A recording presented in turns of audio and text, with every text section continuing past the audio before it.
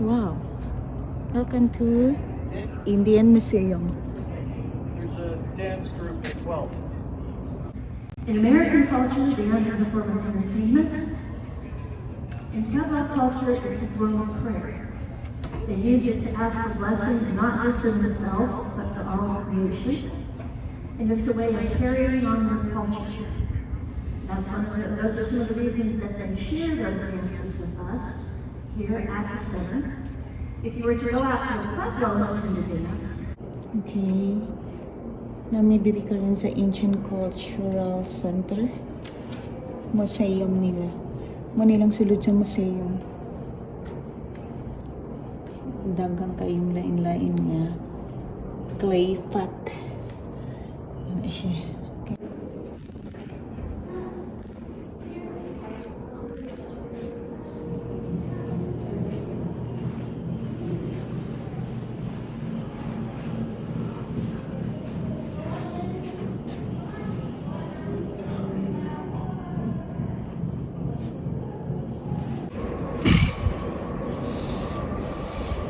Welcome to